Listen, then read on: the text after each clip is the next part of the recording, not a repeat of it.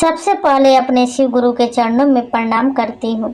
आदि शक्ति माँ भवानी के चरणों में प्रणाम करती हूँ। साहब श्री हरेंद्रानंद उनकी धर्मपत्नी नीलम दीदी आनंद के चरणों में प्रणाम करती हूँ। मेरा प्रणाम अपने अपने चरणों में स्वीकार करें। समस्त गुरु भाई बहनों की चरणों में प्रणाम करती हूँ। मेरा प्रणाम अपने अपने चरणों में स्वीकार करें।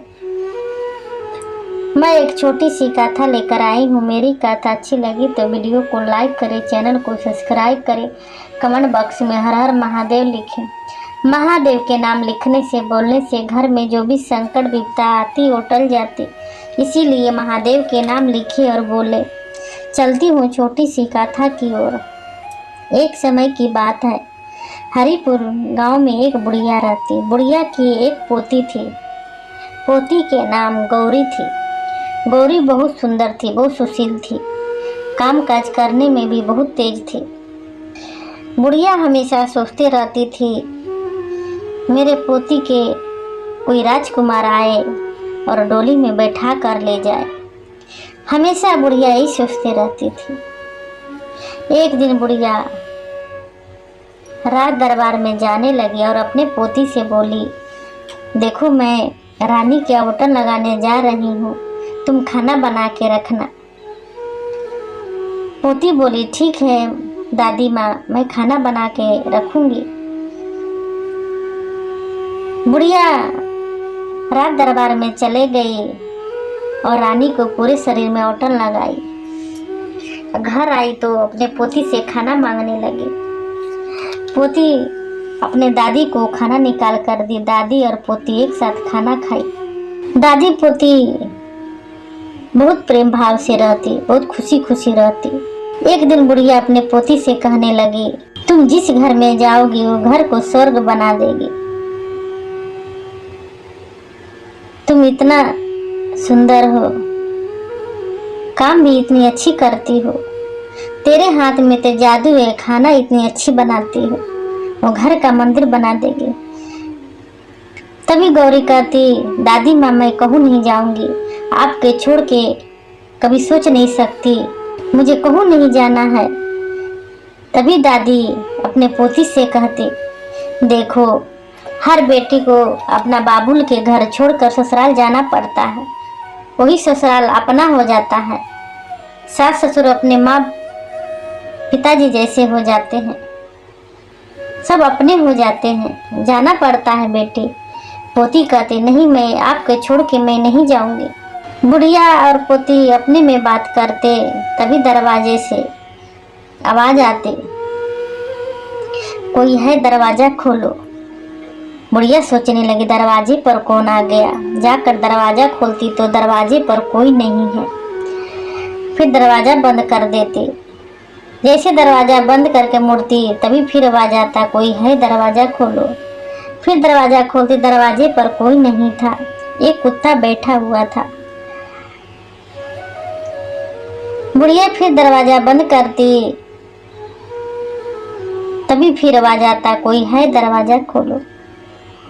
बुढ़िया दरवाजा खोलकर दूर दूर तक नजर घुमा घुमा कर देखने लगी तो कोई दिखाई नहीं दे रहा था, वही कुत्ता दरवाजे पर बैठा था। तभी कुत्ता कहने लगा, मैं आवाज दे रहा था कि दरवाजा खोलो। इतना बात बुढ़िया सुनी तो हैरान हो गई, ये कैसे हो सकता है, एक कुत्ता बोलता है एक लड़की के जैसा। तभी कुत्ता कहने लगा, देखो माँ जी, मैं देखने में तो कुत्ता दिख रहा हूँ, लग रहा हूँ, मगर असली में कुत्ता नहीं हूँ। मुझे एक शराब की वजह से मुझे कुत्ता के जोनी मिला है। मैं आपके दरवाजे पर आई हूँ, आपके पोती से शादी करना चाहता हूँ, आपके पोती के हाथ मांगने आया हूँ। बुढ़िया कहने लगी, ये कैसे हो सकता है, अपने पोती के शादी एक कुत्ते के साथ करूं, ये कभी नहीं हो सकता है। तभी कुत्ता कहता, दादी माँ मैं देखने में तो कुत्ता जरूर दिख रहा हूँ कि मैं कुत्ता हूँ, मगर असली में कुत्ता नहीं हूँ। मैं 12 साल का हो गया हूँ, 15 साल के हो जाऊंगा तो कुत्ते के जोनी से मुक्त हो जाऊंगा और मैं एक राजकुमार बन जाऊंगा, मैं एक राजकुमार हूँ। तभी बुढ़िया कहती,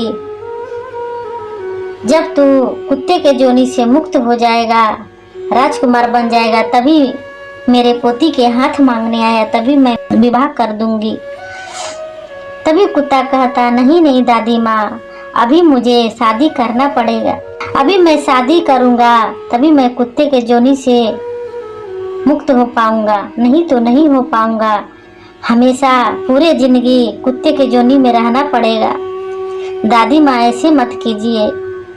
दादी कहने लगी, जाओ और किसी के लड़की से शादी कर लो, मैं नहीं कर सकती।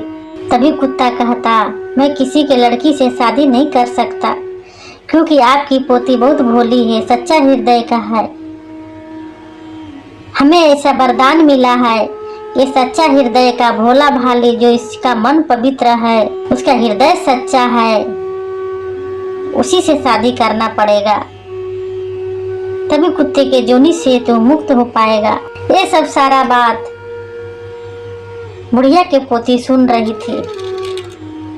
बुढ़िया के पोती कहने लगी, दादी मुझे इस कुत्ते से शादी करना है। बुढ़िया कहने लगी, तुम कैसे बातें कर रही है, कुत्ते के साथ तुम कैसे रहेगी। तभी पोती कहती, देखो दादी, अगर मेरी किस्मत में, मेरे नसीब में यही लिखा है तो यही सही, भगवान के लिए यही मर्जी है। दादी 12 साल के कुत्ता हो गया है, 15 साल का जब हो जाएगा तो राजकुमार के तरफ हो जाएंगे। तभी दादी कहती, तुम कुत्ते की बात कैसे विश्वास कर लेती, अगर नहीं हुआ तो फिर क्या करेगी, पूरे जिंदगी कुत्ते के साथ रहेगी। तभी पोती कहती, नहीं नहीं दादी, ऐसे नहीं हो सकता। तभी कुत्ता कहता, दादी माँ मैं झूठ नहीं बोल रहा हूँ, मैं सच बोल रहा हूँ। दादी माँ कुत्ते के बात सुनकर बुढ़िया अपने पोती को शादी कर दी। और शादी करके बुढ़िया के पोती अपने दादी के पास ही रहती थी और कुत्ता वहां से चला गया। इधर पोती दादी खुश तो रहती थी, मगर दादी हमेशा पोती के बारे में सोचती रहती थी, क्या होगा नहीं होगा। इधर कुत्ता इधर उधर भटकते रहा, इस जंगल उस जंगल। ऐसी समय गुजरते गई। जब वो कुत्ता 15 साल के हो गया तो कुत्ते के जोनी से मुक्त हो गया, एक राजकुमार के तरफ बन गया और बुढ़िया को पोती को लेने आ गया। बुढ़िया देखी तो देखती रह गई, हैरान हो गई, कितना सुंदर राजकुमार है, ऐसा राजकुमार मैं इस दुनिया में नहीं देखा हूँ, पूरे नगर में नहीं देखी हूँ, कितने सुंदर है, कोई राज घराने का है, बहुत बड़ा राजा का लड़का है। तभी राजकुमार बताने लगा, हम दादी माँ मैं एक राजा का लड़का हूँ, एक शराब की वजह से मुझे कुत्ता के जोनी मिला था और मेरे माता पिता अपने महल से निकालकर जंगल में छोड़ दिए। तभी बुढ़िया कहती, बेटा तुम अपने माता पिता के पास जाओ। तभी राजकुमार कहता, नहीं दादी माँ मैं कभी नहीं जा सकता, जो माँ हमें जंगल में छोड़ दी वो अपनाई नहीं, मैं वहाँ पर कभी नहीं जा सकता। तभी बुढ़िया कहती, जाओ बेटा, असलियत जानो कि असली में क्या है, क्या बात है। जब तक से सही गलत का पहचान नहीं होगा, सुनेंगे नहीं तो कैसे मालूम चलेगा कि मेरे पिताजी क्यों निकाले थे, मेरी माँ क्यों निकाली थी, क्यों जंगल में छोड़ दी थी। जानकारी लेना जरूरी है बेटा। राजकुमार अपने पत्नी के साथ अपने महल में चला गया। महल में गया तो राजा रानी बैठे थे, बहुत उदास थे। राजकुमार कहने लगा, पिताजी आप पहचाने, मैं आपका बेटा हूँ, आप मुझे जंगल में छोड़ दिए थे। इतना बात बोले राजकुमार खुशी से झूमकर खड़े होकर राजकुमार को गले से लगा लिए। तभी राजकुमार अपने गले से अपने पिता को गले हटाते हैं कि आप कैसे पिता हैं, मुझे जंगल में छोड़ दिए। तभी रानी कहने लगी, देखो बेटा, मैं छोड़ना नहीं चाहती थी, ना तेरे पिता छोड़ना चाहते थे, मगर तुझे ऐसा श्राप मिला था कि मैं नहीं छोड़ता तो तुम कभी कुत्ते के जोनी से मुक्त नहीं होता। तभी वहां का प्रजा सारे बोलने लगे, हाँ राजकुमार, ये बात सही है। अगर तुझे अपने घर में रानी रख लेती तेरा मृत्यु हो जाता, तू नहीं बचता। रानी सोची कि मृत्यु हो जाएगा तो मेरा बेटा सब दिन के लिए चला जाएगा, कभी वापस नहीं आएगा। अगर मैं जंगल में छोड़ दूंगा तो भगवान के दया से मेरा बेटा बच जाएगा, तो 15 बरस के हो जाएगा तो कुत्ते के जोनी से मुक्त हो जाएगा। इसीलिए मैं छोड़ दी थी। ये सब बात सुनकर राजकुमार के आंख में आंसू आ गया और अपने माता पिता के गले से लगा लिया। और राजकुमार कहता, देखो माँ, ये तेरी बहू है। राजा रानी अपने बेटे बहू को ले जाकर बहुत स्वागत आदर भाव किए।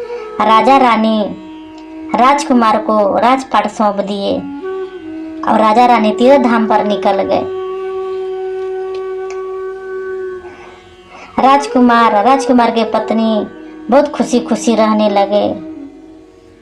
इधर बुढ़िया बेचारी बहुत अकेली थी, हमेशा अपने पोती के बारे में सोच रही थी। तभी एक दिन बुढ़िया के पोती राजकुमार बुढ़िया को लेने आए और अपने महल में लेकर राज दरबार में लेकर चले गए। बुढ़िया भी वहां पर खुशी खुशी रहने लगी। देखिए, बुढ़िया दूसरे के घर में काम करती थी, 2 पैसे मिलता था उसी से गुजारा करती थी। एक महल में राज दरबार में रहने लगी। बुढ़िया के पोती अपन खुशी खुशी जिंदगी एक राज दरबार में एक रानी बनकर बिताने लगी। वहां का राजपाट दोनों राजकुमार के पत्नी मिल के चलाने लगे। तो देखिए, महादेव तो सब पर दया करते। आइए भगवान शिव को अपना गुरु बनाए, अपना जीवन धन्य बनाए, अपना जीवन सफल बनाए। मेरे महादेव मेरे गुरु भव से पार लगा देंगे। तो आइए भगवान शिव को अपना गुरु बनाए। मैं अपनी कथा इसे समाप्त करती हूँ। मेरी कथा अच्छी लगी तो वीडियो को लाइक करें, चैनल को सब्सक्राइब करें। फिर मिलूंगी अगले वीडियो में। नमः शिवाय, नमः शिवाय, नमः शिवाय।